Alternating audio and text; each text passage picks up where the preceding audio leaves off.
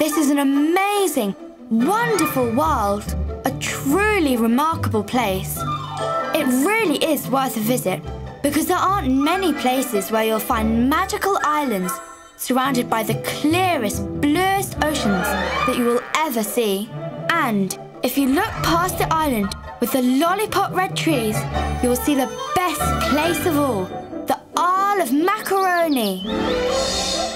There may be lots of fabulous places to live, but there aren't many that are as special as this. The Macaronis that live here spend their time gardening. They love to grow all sorts of weird and wonderful plants.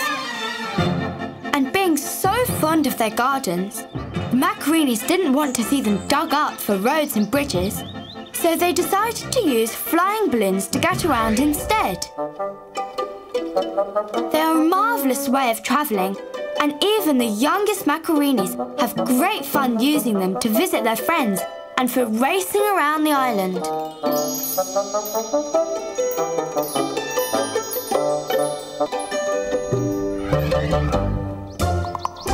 And here, in this cosy cottage, is my favourite Macaroni of all, Sophie. She is a lovely person and is always kind to animals. And this is her best friend, Roy. And nobody could ask for a better friend. Wherever Sophie goes, Roy goes too. And if you asked them, they would tell you that their favourite thing to do in all the world is to fly in their colourful balloon. On this particular day, Sophie thought that the balloon would make a wonderful ship, and she and Roy would sail off in search of adventure. As the balloon gently lifted, Sophie waved to the Macaronis below. "See you later," she cried. "We'll be home for dinner."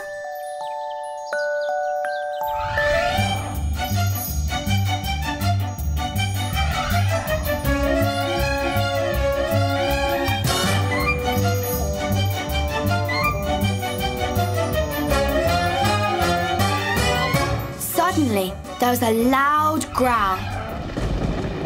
Sophie's eyes widened in fear. "What was that? Was that you, Roy? I don't think that's funny." Roy clung to the side of the basket. His eyes were as big as Sophie's. That definitely wasn't me, he stuttered. Sophie and Roy peered over the side of the basket and hung on for dear life as the thunder and lightning rumbled and roared its way across the sky.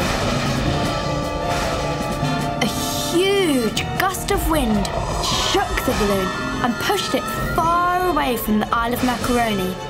Sophie and Roy were very scared and clung to each other for comfort.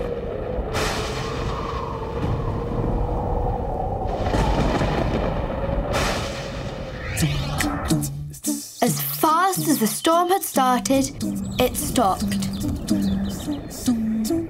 The land they could see definitely wasn't the Isle of Macaroni.